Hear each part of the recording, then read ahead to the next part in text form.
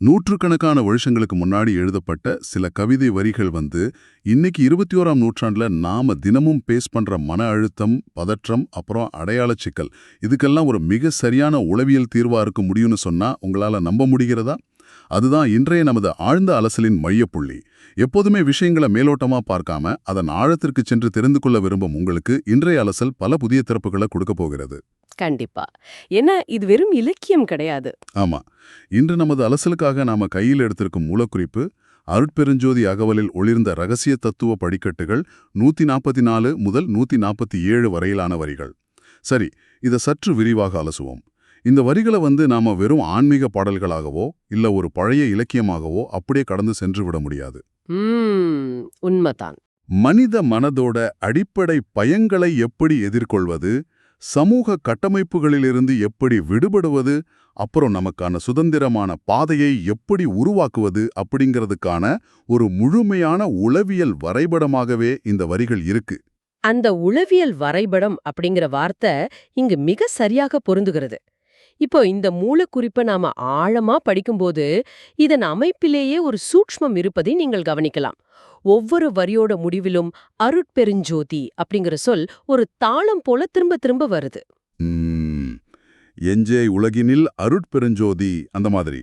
ஆமா, எஞ்சேல் உலகினில் அருட்பெருஞ்சோதி, யாதொன்று பற்றியும் அருட்பெருஞ்சோதி அப்படின்னு அது ஒரு சுழற்சியைப் போல தொடருது. நவீன நரம்பியல் அறிவியல் படி, அதாவது நியூரோ சயின்ஸ் படி, ஒரு குறிப்பிட்ட வார்த்தையை அல்லது ஒலியை நாம தொடர்ந்து திரும்ப திரும்ப கேட்கும்போதோ அல்லது உச்சரிக்கும் போதோ அது நமது மூளையில உள்ள அமிக்டியலா எனப்படும் பயத்தை உருவாக்கும் பகுதியின் செயல்பாட்டை குறைத்து ஒரு ஆழமான தியான நிலையை உருவாக்குகிறது. ஓ, அது ரொம்ப சுவாரஸ்யமான ஒரு பாடலை. அதாவது இது ஏதோ ஒரு தத்துவத்தை மட்டும் சொல்லும் வரிகள் அல்ல. அந்த தத்துவத்தை உள்வாங்குவதற்கு தேவையான மன அமைதியை அந்த வரிகளின் அமைப்பே உருவாக்கி விடுகிறது. ஒரு வார்த்தையை திரும்ப திரும்ப சொல்வது மூளையின் பதற்றத்தை குறைக்கும் ஒரு பேட்டர்ன் என்ட்ரப்ட் போல செயல்படுகிறது என்று நாம் எடுத்துக்கலாம். சரியா சொன்னீங்க. இந்த அமைப்போடு நாம முதல் தத்துவ படிக்கட்டுக்குள் நுழைவோம். முதல் 4 வரிகள் மனிதனின் மிக மிக அடிப்படையான ஒரு உணர்வை பற்றி பேசுது. அதுதான் பயம். நான் அந்த வரிகளை உங்களுக்காக வாசிக்கிறேன். எஞ்சேல் உலகினில் அருட்பெருஞ்சோதி, யாதொன்று பற்றியும் அருட்பெருஞ்சோதி, அஞ்சேல் உழன்றருள் அருட்பெருஞ்சோதி, மாண்டுடலாவகை அருட்பெருஞ்சோதி. ஆழமான வரிகள். இதோட நேரடி அர்த்தம் என்னன்னா, உலகில் எதை பற்றியும் எந்த ஒரு சிறு விஷயத்தை குறித்தும் நீ பயப்பட தேவையில்லை, அஞ்சாதே என்று அருட்பெருஞ்சோதி அபயம் அளிக்கிறது என்பதுதான். ஆனா இத நடைமுறையில எப்படி சாத்தியப்படுத்துவது? இது பலருக்கும் வர்ற இயல்பான சந்தேகம்தான். பயப்படாது என்று சொல்றது கேட்க நல்லா இருக்கு.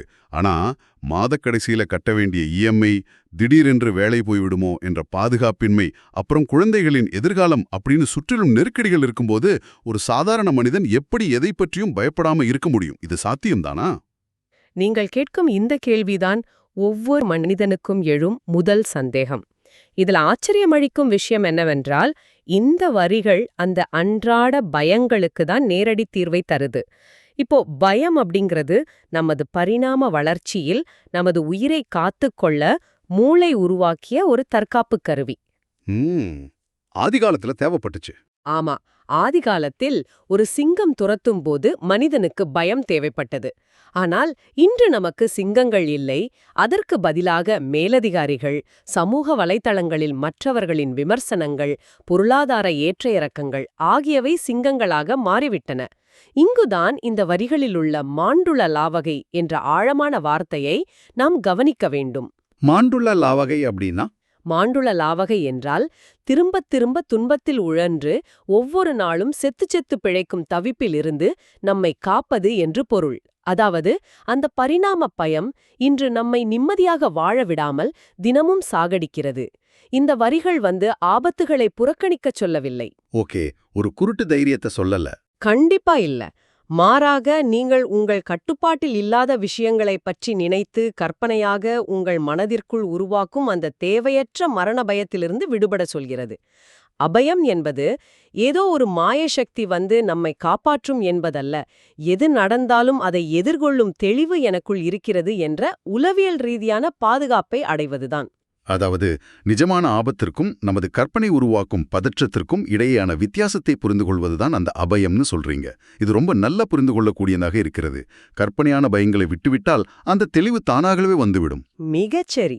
சரி, அடுத்த படிக்கட்டிற்கு செல்வோம். வழிகாட்டுதல் என்பது ஒரு மனிதனுக்கு எப்போது கிடைக்கும் என்பதை பற்றிய வரிகள் இவை. வந்திலங்காலையே அருட்பெருஞ்சோதி ஆண்டு கொண்டருளிய அருட்பெருஞ்சோதி. இந்த இடம் கொஞ்சம் விவாதத்துக்குரியது. அம்மா, இந்த வரிகளில் வரும் இளங்காலை என்ற சொல் ஒரு பெரிய விவாதத்தையே உருவாக்குகிறது. இது ஒரு மனிதனுடைய காலண்டர் வயதை குறிக்கிறதா?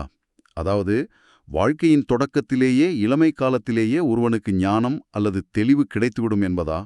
அல்லது வேறொரு அர்த்தம் இருக்கான்னு கேக்குறீங்க? ஆமா, அல்லது ஒருவர் தன் வாழ்வின் மிக இருண்ட கட்டத்தில் நம்பிக்கையின்றி தவிக்கும்போது அவருக்கான ஒரு புதிய விடியல் பிறக்கும் அந்த தருணத்தை குறிக்கிறதா? இதை எப்படி புரிந்து கொள்வது?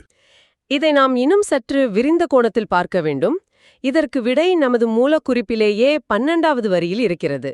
அந்த வரி அமயன் தோன்றிய அருட்பெருஞ்சோதி என்று முடிகிறது. அமயம் என்றால் மிக சரியான தருணம். Perfect timing. ஆமா. இன்று நாம் அனைவரும் ஒரு சமூக கால கடிகாரத்திற்குள், அதாவது ஒரு சொசைட்டல் டைம்லைனுக்குள்ள சிக்கி கிடக்கிறோம். 22 வயதில் படிப்பு, 25 வயதில் நல்ல வேலை, 28ல திருமணம், 30ல சொந்த வீடு என்ற ஒரு வரையறையை வைத்துக்கொண்டு ஓடுகிறோம். ஆமா, இதுல ஏதாவது ஒன்னு தள்ளி போனாலும் நான் வாழ்க்கை பந்தயத்தில் தோற்றுவிட்டேனோ அப்படிங்கிற மிகப்பெரிய பதற்றம் வந்து விடுகிறது. எக்ஸாக்ட்லி. அந்த பதற்றம் தான் பிரச்சனை. ஆனால் இயற்கை அப்படி செயல்படுவதில்லை. ஒரு கனி அணிவதற்கென ஒரு தருணம் இருக்கிறது. அதை நாம் வற்புறுத்த முடியாது. இந்த வரிகள் சொல்வது என்னவென்றால், ஒரு மனிதனுக்கு உண்மையான விழிப்புணர்வோ வழிகாட்டுதலோ அவனது வயதை பொறுத்து வருவதில்லை. அவன் எப்போது அந்த உண்மையை உள்வாங்க தயாராக இருக்கிறானோ அந்த சரியான அமையத்தில் அது நிகழும். வாவ்! இது சமூகத்தின் காலக்கடிகாரத்தை உடைத்து உங்களின் தனிப்பட்ட பயணத்தின் மீது நம்பிக்கையை வைக்கச் சொல்கிறது. இந்த விளக்கும் பலருக்கும் ஒரு பெரிய ரிலீஃப் கொடுக்கும் என்று நான் நினைக்கிறேன். ஐயோ, நமக்கு லேட் ஆயிடுச்சோ என்ற குற்ற உணர்ச்சியே இல்லாமல் போய்விடுகிறது. நாம் தயாராகும் அந்த தருணம்தான் நமக்கான விடியற்காலை. அந்த தருணத்தில் சரியான தெளிவு நம்மை வந்து சேரும். ஆமா, எந்த அவசரமும் இல்லாம நம்ம பயணத்தை நாம தொடரலாம். மிக அருமையான சிந்தனை. அடுத்ததாக மனிதனின் அன்றாட துன்பங்களுக்கு ஆணிவேராக இருக்கும் ஒரு விஷயத்தை பற்றி பேசும் வரிகளுக்கு நாம் வருகிறோம். பற்றுகள் அனைத்தையும் அருட்பெருஞ்சோதி பற்றறத் தவிர்த்தன அருட்பெருஞ்சோதி அற்றமும் நீக்கிய அருட்பெருஞ்சோதி. எனவே இதற்கெல்லாம் என்ன அர்த்தம்? இத நாம ரொம்ப கவனமா புரிஞ்சுக்கணும். ஏன்னா இந்த வரிகள் பற்றுகளை முற்றிலுமாக தவிர்க்கச் சொல்கின்றன. ஆனால் இன்றைய நவீன உலகில் இது ஒரு சிக்கலான கருத்தாகவே பார்க்கப்படுகிறது. பற்று இல்லாமல் போனால் ஒருவருக்கு முன்னேற வேண்டும் என்ற உந்துதல் எப்படி இருக்கும்? அதாவது மோட்டிவேஷன் எங்கிருந்து வரும்னு கேக்குறீங்க? ஆமா, என் வேலையின் மீது எனக்கு பற்று இல்லை என்றால் பிறகு எதற்காக நான் உழைக்க வேண்டும்? இது வாழ்க்கையை வெறுக்கும் ஒரு மனநிலைக்கு நம்ம இட்டுச் செல்லாதா? இது ஒரு மிக முக்கியமான கேள்வி. பற்றுகளை தவிர்ப்பது என்பதை பலரும் அக்கறையின்மை அல்லது வாழ்க்கையை வெறுப்பது என்று தவறாக புரிந்து கொள்கிறார்கள். ஆனால் இரண்டுக்கும் மிகப்பெரிய வித்தியாசம் இருக்கிறது. பற்றறுப்பது என்பது ஒரு விஷயத்தின் மீது நமக்கு இருக்கும் குருட்டுத்தனமான சார்பு நிலையை உடைப்பதாகும். குருட்டுத்தனமான சார்பு நிலைனா? உதாரணமாக, நீங்கள் ஒரு கடினமான வேலையை செய்கிறீர்கள். அந்த வேலையின் மீதும் அதன் மூலம் கிடைக்கும் வெற்றியின் மீதும் உங்களுக்கு அதீத பற்று இருக்கிறது என்று வைத்துக்கொள்வோம். அந்த வேலை திடீரென பறிப்போனால், இது இல்லை என்றால் என் வாழ்க்கையே முடிந்துவிட்டது என்று உங்கள் ஒட்டுமொத்த அடையாளமும் சுக்குநூறாக உடைந்து விடுகிறது. அதுதான் பற்று. ஓ, இப்ப புரியுது. ஆனால் பற்றற்ற நிலை என்பது அந்த வேலையை நீங்கள் 100% ஈடுபாட்டோடு செய்வது. ஆனால் அந்த வேலை உங்கள் அடையாளத்தை நிர்ணயிக்க நீங்கள் அனுமதிக்காமல் இருப்பது. இந்த வரிகளில் அற்றமோ நீக்கிய என்றொரு சொல் இருக்கிறது. அற்றம் என்றால் குறைகள், துயரங்கள் மற்றும் வெற்றிடங்கள்.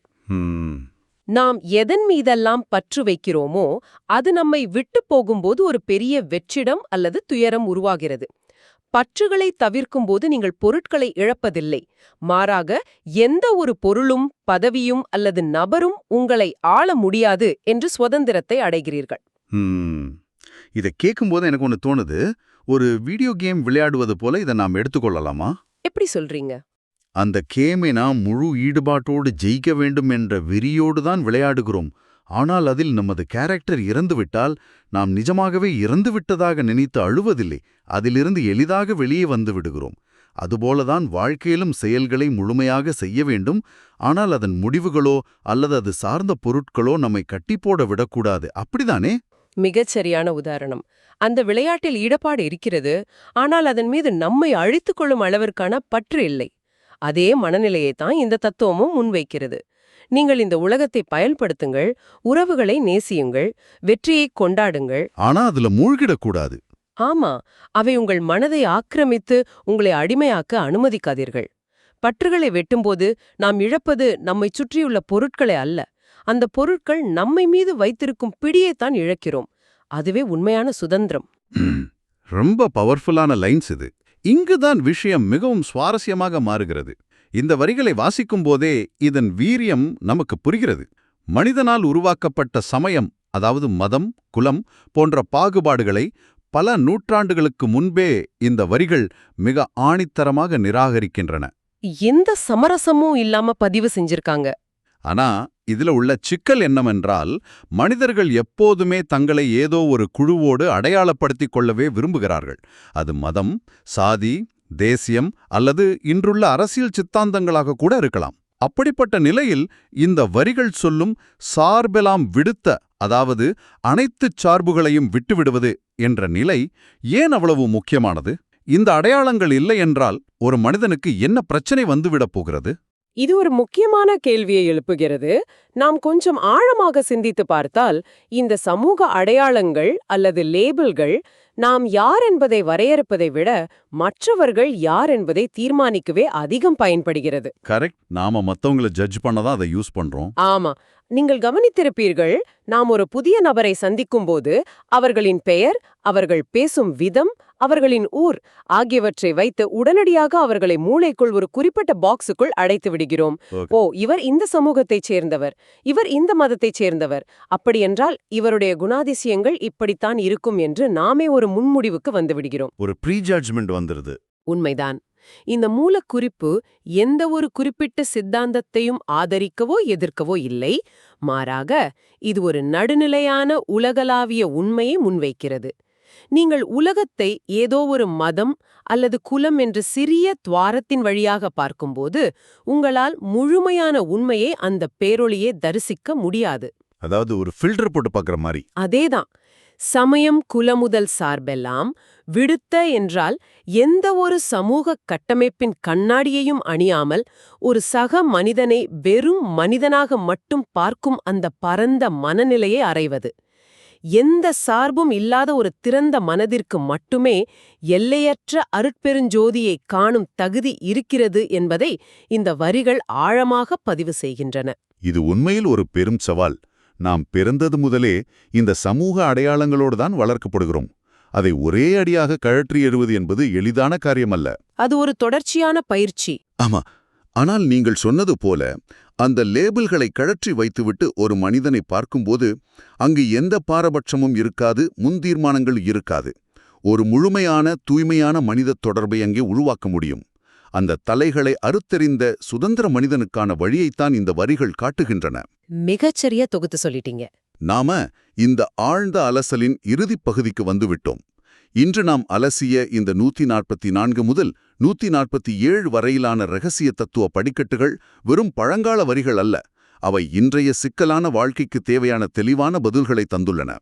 முதலில் நமக்கு நாமே கற்பனையாக உருவாக்கிக் கொள்ளும் மரண பயம் மற்றும் பதற்றத்திலிருந்து எப்படி வெளிவருவது என்று பார்த்தோம். இரண்டாவதாக, சமுதாயத்தின் காலக்கடிகாரத்தை பற்றி கவலைப்படாமல் நமக்கான அந்த சரியான அமையம் அல்லது விடியல் வரும் வரை காத்திருக்கும் நம்பிக்கையை புரிந்து கொண்டோம். அதைத் தொடர்ந்து உலகத்தின் மீது ஈடுபாட்டோடு இருந்தாலும் பொருட்களோ அல்லது பதவிகளோ நம்மை அடிமைப்படுத்தாமல் அந்த பற்றுகளிலிருந்து விடுபட்டு மனக்குலைவுகளை நீக்குவது எப்படி என்று விவாதித்தோம். இறுதியாக மனிதர்களை பிரித்து வைத்திருக்கும் மதம், குலம் போன்ற சமூக அடையாளங்களையும் முன்முடிவுகளையும் கடந்து முழுமையான மற்றும் தூய்மையான ஒரு பேருண்மையை எப்படி தரிசிப்பது என்ற ஆழமான தத்துவத்தையும் பார்த்தோம். கண்டிப்பா. இந்த அலசலின் நோக்கம் உங்களுக்கு ஒரு புதிய நம்பிக்கையை ஏற்படுத்துவது மட்டுமல்ல, நீங்கள் சந்திக்கும் ஒவ்வொரு சவாலிலும் இந்த தத்துவங்களை ஒரு கருவியாக பயன்படுத்த முடியும் என்பதை உணர்த்துவதும் தான். இந்த தத்துவங்கள் ஒவ்வொரு முறை படிக்கும்போதும் ஒவ்வொருவரின் வாழ்க்கைக்கேற்ப ஒரு புதிய அர்த்தத்தை கொடுக்கும் என்பதில் எந்த சந்தேகமும் இல்லை. சரி, இந்த அலசலை முடிப்பதற்கு முன்பாக வழக்கம் போல உங்களிடம் நான் ஒரு சிந்தனைக்கான கேள்வியை விட்டுச் செல்ல விரும்புகிறேன். சொல்லுங்க. இந்த வரிகள் மதம், குலம் போன்ற அனைத்துச் சார்புகளையும் விட்டுவிடச் சொல்கின்றன என்று நாம் நீண்ட நேரம் பேசினோம். இப்போது ஒரு கணம் கற்பனை செய்து பாருங்கள். நாளை காலை நீங்கள் கண் விழிக்கிறீர்கள். அந்த சமூகத்தில் உங்களை அடையாளப்படுத்தும் எதுவுமே உங்களிடம் இல்லை.